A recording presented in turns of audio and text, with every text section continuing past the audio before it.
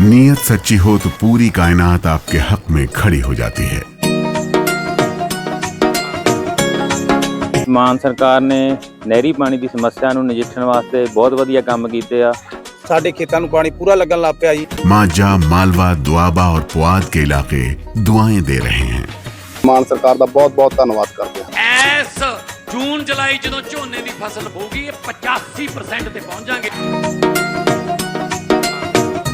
नमस्कार, world news में आज ईरान में दिवंगत सर्वोच्च नेता आयतुल्ला अली खामेनेई के अंतिम संस्कार की प्रक्रिया चल रही है, जिसके लिए लाखों की संख्या में लोग इकट्ठे हुए हैं। एक तरफ शोक की लहर है तो दूसरी तरफ प्रतिशोध की आग। ईरानी जनता अमेरिका और इजरायल से बदले की मांग कर रही है।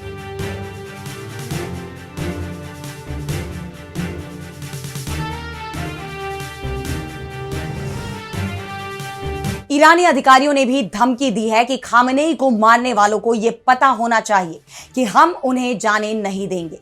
यानी वो भी अमेरिका और इजरायल से बदला लेने के संकेत दे रहे हैं, जिसे लेकर कई सवाल खड़े हो गए हैं। इस बीच लेबनान को लेकर भी ईरान ने अपना रुख साफ कर दिया है। ईरान हर जरूरी कदम उठाने को तैयार है, उसने ये साफ कहा है। इन हालात में चिंता इस बात की जताई जा रही है कि क्या अमेरिका और इजरायल से बदला लेगा ईरान? क्या पश्चिम एशिया में टूट जाएगा युद्ध विराम? इस पर हम करेंगे विस्तार से चर्चा, लेकिन आइए जरा उन खबरों को भी देख लें जिन पर आगे होगी बात। पाकिस्तान अधिकृत कश्मीर में बवाल। पाकिस्तानी सेना ने हजारों प्रदर्शनकारियों पर चलाई गोलियां। जेएसी का शहबाज सरकार को फाइनल अल्टीमेटम, भारत से लगाई मदद की गुहार।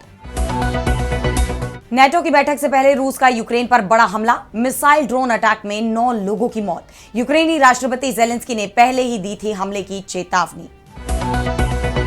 जापान पर दबाव बना रहा चीन। यूरोपियन टाइम्स की रिपोर्ट में दावा, ताइवान को लेकर जापान पर भड़का हुआ है चीन। क्षेत्र में बढ़ा तनाव। और चलते चलते में देखेंगे जीवन की उत्पत्ति को लेकर हुए बड़े खुलासे को। मछली से जमीन का जीव बनने तक का सफर। इन सभी खबरों पर हम विस्तार से करेंगे बात, लेकिन पहले एक नजर हेडलाइंस पर। बांग्लादेश में मोहम्मद यूनुस के खिलाफ कोर्ट में शिकायत। पूर्व कार्यवाहक पीएम पर खसरे के प्रकोप को लेकर आपराधिक लापरवाही का आरोप। 12 जुलाई को मामले में होगी सुनवाई।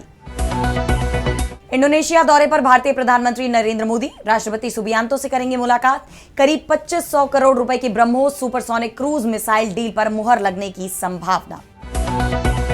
इजरायल में शामिल होना चाहते हैं लेबनान के ईसाई गांव। इजरायली पीएम नेतन्याहू के दावे पर विवाद। हिजबुल्लाह से जारी तनाव के बीच दक्षिणी लेबनान में सैन्य मौजूदगी जारी रखने का किया ऐलान। यमन के पास लाल सागर में मालवाहक जहाज पर हमला। ब्रिटेन की समुद्री व्यापार निगरानी एजेंसी ने दी जानकारी। घटना की जांच जारी। इससे पहले हूतियों ने इजरायली जहाजों को निशाना बनाने की दी थी धमकी। तो ईरान के दिवंगत सर्वोच्च नेता आयतुल्ला अली खामेनेई के अंतिम संस्कार की प्रक्रिया जारी है। उन्हें अंतिम विदाई देने के लिए जो भीड़ उमड़ी है, उसे देख पूरी दुनिया हैरान है, क्योंकि ईरान पर हमले से पहले अमेरिकी राष्ट्रपति डोनाल्ड ट्रंप का कहना था कि वहां की जनता प्रशासन से नाराज है, उन्हें खामेनेई के शासन से आजादी चाहिए। लेकिन जो तस्वीरें अब तेहरान से निकलकर सामने आ रही हैं, उन्होंने ट्रंप के सभी दावों को झूठा साबित कर दिया है। साथ ही यह भी बता दिया है कि ईरानी जनता के मन में अमेरिका और इजरायल के खिलाफ कितना आक्रोश है। दिवंगत सर्वोच्च नेता के जनाजे में जुटी भीड़ बदले की मांग कर रही है। ईरानी अधिकारियों ने भी अमेरिका और इजरायल को धमकी दी है कि इस अपराध को अंजाम देने वालों को यह पता होना चाहिए कि ईरानी राष्ट्र और हम सभी न्याय की तलाश और मांग में कभी पीछे नहीं हटेंगे। हम उन्हें जाने नहीं देंगे। जिसके बाद सवाल ये भी उठ रहे हैं कि क्या ईरानी नेतृत्व उनकी मांग पर विचार करेगा।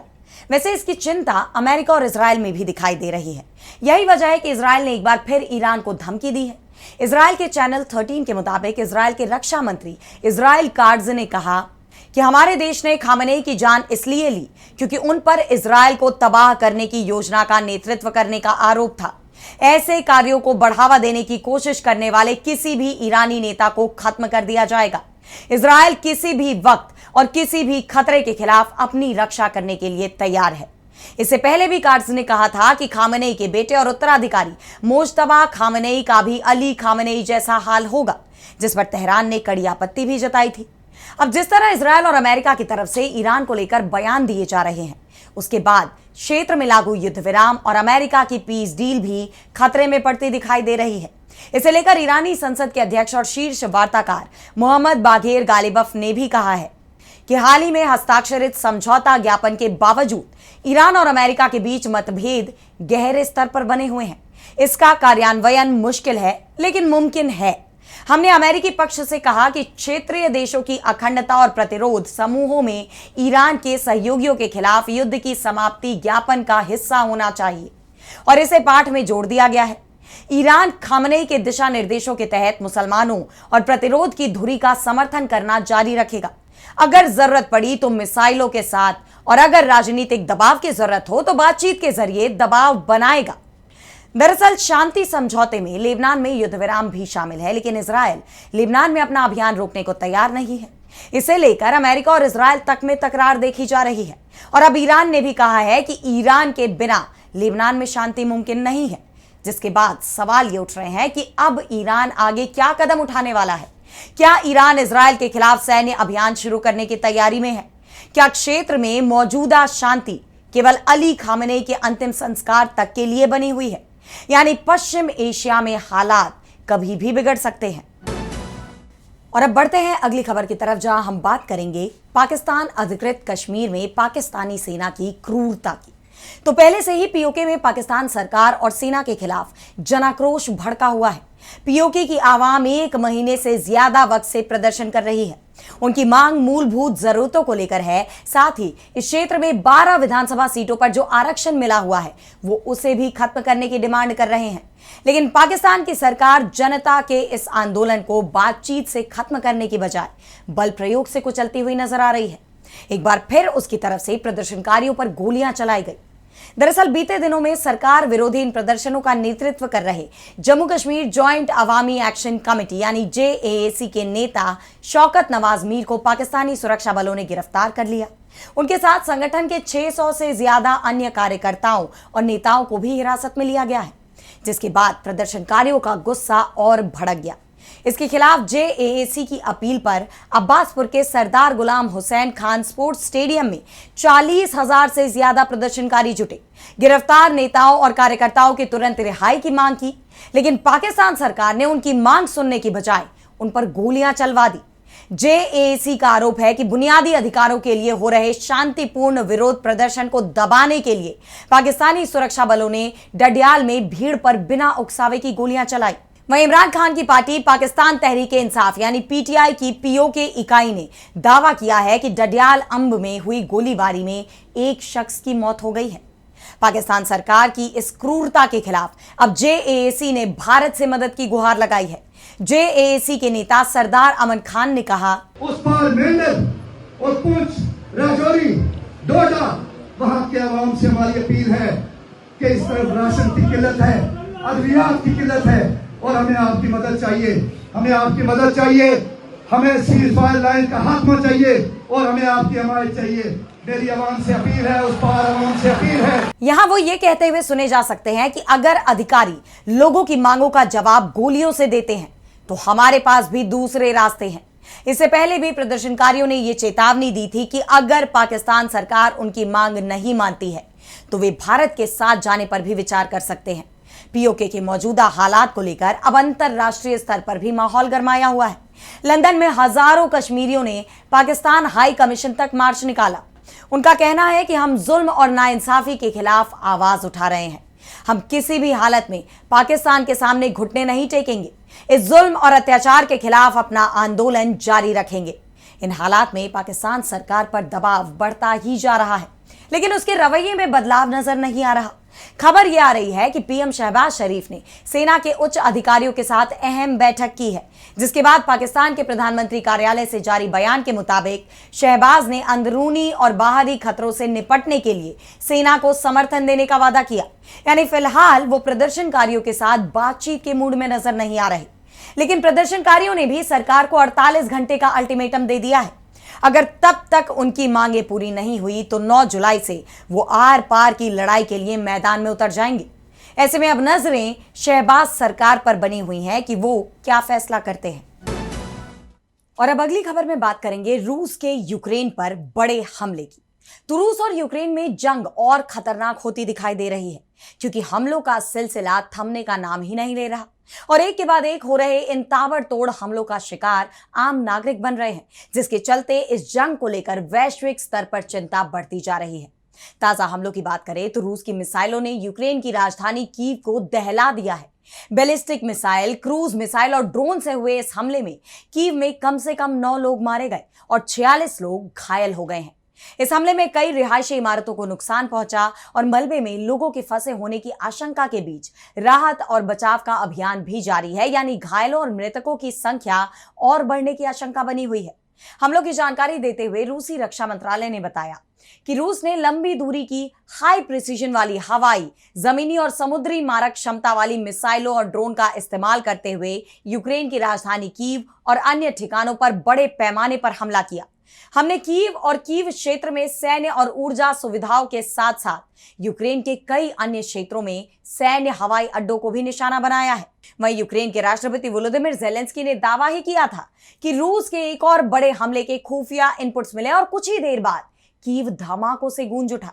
उन्होंने जनता को आगाह करते हुए एक्स पोस्ट में कहा था कि खुफिया जानकारी से एक बार फिर पता चलता है कि रूस एक और बड़े हमले की तैयारी कर रहा है। यह पुतिन का आम तरीका है। अमेरिका के स्वतंत्रता दिवस के ठीक बाद और अंकारा में नेटो शिखर सम्मेलन से पहले रूस और तबाही मचाना और लोगों की जान लेना चाहता है। कृपया सुरक्षित रहें और हवाई हमले की किसी भी चेतावनी पर ध्यान दें। इसके अलावा हमारे सहयोगियों से कहना है कि हमारे एयर डिफेंस के लिए मिसाइलों, पैट्रियट मिसाइलों में किसी भी तरह की देरी का मतलब है लोगों की जान जाना और इससे रूस को युद्ध जारी रखने का बढ़ावा मिलता है। पैट्रियट मिसाइलों की जरूरत अभी गोदामों में नहीं बल्कि यूक्रेन में पैट्रियट यूनिट्स में है। दरअसल 4 साल से ज्यादा वक्त से युद्ध लड़ रहे यूक्रेन के पास मिसाइलों और हथियारों की कमी हो गई है। वो पहले से ही अमेरिका और यूरोप के हथियारों पर निर्भर रहा है। यही वजह है कि जब ये जंग आक्रामक मोड़ पर खड़ी है तो यूक्रेन बार बार सहयोगी देशों से मदद की गुहार लगा रहा है और ये सब कुछ ऐसे वक्त में हो रहा है जब अंकारा में नेटो शिखर सम्मेलन आयोजित किया जाना है, जहां ज़ेलेंस्की की मुलाकात अमेरिकी राष्ट्रपति डोनाल्ड ट्रंप के साथ होनी है। इसे लेकर ट्रंप ने दोनों देशों के लीडर्स से बात की है। रूसी राष्ट्रपति व्लादिमीर पुतिन से भी युद्ध विराम के लिए मदद की पेशकश की। लेकिन सवाल यह है कि क्या वाकई ट्रंप इस बार ये जंग रुकवा पाएंगे, क्योंकि बातचीत तो उन्होंने पहले भी की थी और युद्ध विराम करवाने का दावा वो कई बार कर चुके हैं। लेकिन अब उन्हें भी एहसास हो गया है कि रूस और यूक्रेन जंग को खत्म करवाना इतना भी आसान नहीं है। बहरहाल मौजूदा हालात में अब सबकी नजरें नेटो शिखर सम्मेलन पर टिकी हुई हैं। और अब अगली खबर में बात करेंगे जापान पर दबाव बनाने की कोशिशों में जुटे चीन की। तो पूर्वी एशिया में बड़े संघर्ष की आहट सुनाई दे रही है। चीन पहले ही साफ कह चुका है कि ताइवान उसका हिस्सा है और वो इस पर कब्जा करके रहेगा और ताइवान ने भी इस बात की आशंका जताई है कि चीन के हमले का वक्त बहुत तेजी से नजदीक आता जा रहा है, यानी अब कभी भी चीन ताइवान के खिलाफ युद्ध शुरू कर सकता है। काउंटडाउन शुरू हो चुका है। इसे लेकर दोनों ही देशों की तरफ से तैयारियां भी की जा रही हैं। ताइवान जहां आत्मरक्षा की कार्रवाइयों के लिए अपनी सेना को मजबूत कर रहा है, वहीं चीन ने अभी से घेराबंदी भी शुरू कर दी है और इस बार उसने अपनी नेवी की बजाय कोस्ट गार्ड को तैनात किया है। दरअसल चीन को भी पता है कि ताइवान अब अकेला नहीं है।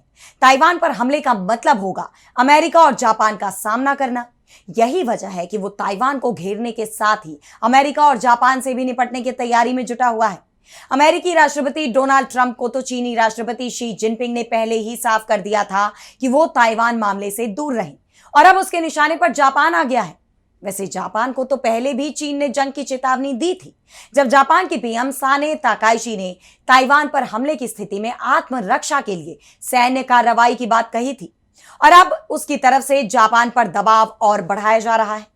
यूरोपियन टाइम्स की एक रिपोर्ट में दावा किया गया है कि चीन जासूसी, साइबर हमलों, समुद्री घुसपैठ और आर्थिक दबाव के जरिए जापान पर दबाव बना रहा है। रिपोर्ट के मुताबिक जापान के सेमीकंडक्टर, रोबोटिक्स और अन्य अत्याधुनिक उद्योग चीनी खुफिया नेटवर्क के निशाने पर हैं। साइबर हमलों और अंदरूनी लोगों की भर्ती के जरिए संवेदनशील तकनीक हासिल करने की कोशिश की जा रही है। चीन के तटरक्षक जहाज और मछली पकड़ने वाले पोत अक्सर ही सेनकाकू द्वीप के आसपास के समुद्री क्षेत्र में प्रवेश करते हैं, जबकि जापान इस द्वीप समूह पर अपना अधिकार जताता है और चीन भी इस पर अपना दावा करता है। ये गतिविधियां केवल उकसावे की कार्रवाई नहीं है, बल्कि जापान की संप्रभुता को चुनौती देने की रणनीति का हिस्सा है। इसलिए जापान को समुद्री गश्त बढ़ाने, निगरानी मजबूत करने और सहयोगी देशों के साथ संयुक्त सैन्य अभ्यास करने चाहिए। चीन की चुनौती का मुकाबला सामूहिक रणनीति से ही किया जा सकता है। अब जिस तरह चीन जापान को चुनौती दे रहा है, उससे क्षेत्र में तनाव बढ़ता दिखाई दे रहा है। चिंता इस बात की जताई जा रही है कि चीन की ये कार्रवाइयां क्षेत्र में बड़ी जंग ना छेड़ दे। और अब चलते चलते में बात करेंगे मछली से जमीन का जीव बनने की बदली हुई कहानी की। तो क्या आपने कभी सोचा है कि धरती पर चलने वाले जीवों की कहानी शायद वैसी नहीं थी जैसी हमें अब तक पढ़ाई जाती रही। सालों से वैज्ञानिक मानते थे कि पानी से जमीन पर आने वाले जीव पहले टैडपोल जैसी अवस्था से गुजरते थे और फिर धीरे धीरे उनका शरीर बदलकर चौपाया बनता था। लेकिन अब करोड़ों साल पुराने छोटे से कंकाल ने इस पूरी कहानी पर नए सवाल खड़े कर दिए हैं। दरअसल अमेरिका के उत्तरी इलिनॉय के मेजॉन क्रीक इलाके में मिले दुर्लभ कंकालों ने वैज्ञानिकों को ऐसा सुराग दिया है जिसने जीवों के विकास की हमारी समझ को नया मोड़ दे दिया है। साइंस जर्नल में प्रकाशित इस नई रिसर्च में दर्जनों कंकालों का अध्ययन किया गया। इनका मकसद ये समझना था कि मछलियों से चौपाए जीवों तक का सफर आखिर कैसे तय हुआ। इसी दौरान वैज्ञानिकों का ध्यान एक बेहद छोटे कंकाल पर गया जिसका आकार एक छोटे मैक्रोनी नूडल जितना है। अब माना जा रहा है कि ये एम्बोलोमियर नाम का प्राचीन जीव था जो देखने में मगरमच्छ के बच्चे जैसा था और ज्यादातर समय पानी में ही रहता था। अब तक तो माना जाता था कि इस जीव का बचपन भी आज के मेंढकों की तरह टेडपोल जैसा रहा होगा, यानी पहले बाहरी गलफड़े विकसित होते होंगे और फिर शरीर पूरी तरह बदलकर वयस्क बना होगा। लेकिन जब वैज्ञानिकों ने इस कंकाल का बारीकी से अध्ययन किया तो नतीजा बिल्कुल अलग निकला। शिकागो के फील्ड म्यूजियम के रिसर्च एसोसिएट जेसन पार्दो के मुताबिक इस जीव में टैडपोल जैसी कोई अवस्था नहीं मिली। इसके बजाय सबूत बताते हैं कि यह सीधे अपने वयस्क रूप की तरफ विकसित हुआ, यानी बचपन और वयस्क अवस्था के बीच कोई बड़ा शारीरिक बदलाव नहीं हुआ। वैज्ञानिकों का कहना है कि यह खोज इसलिए भी खास है क्योंकि करीब 150 साल से जीवों के विकास को टैडपोल वाले मॉडल से समझाया जाता रहा है। लेकिन यह कंकाल संकेत देता है कि शुरुआती चौपाया जीवों का विकास शायद कहीं ज्यादा सीधा और अलग था। ऑस्ट्रेलियाई जीवाश्म वैज्ञानिक जीन लॉन्ग ने इस रिसर्च को असाधारण बताया है। वहीं यूनिवर्सिटी ऑफ कैलगरी के वैज्ञानिक जेसन एंडरसन का कहना है कि यह अध्ययन दिखाता है कि करोड़ों साल पुराने कंकाल भी ऐसे सवालों के जवाब दे सकते हैं जिन्हें आज तक नामुमकिन माना जाता था।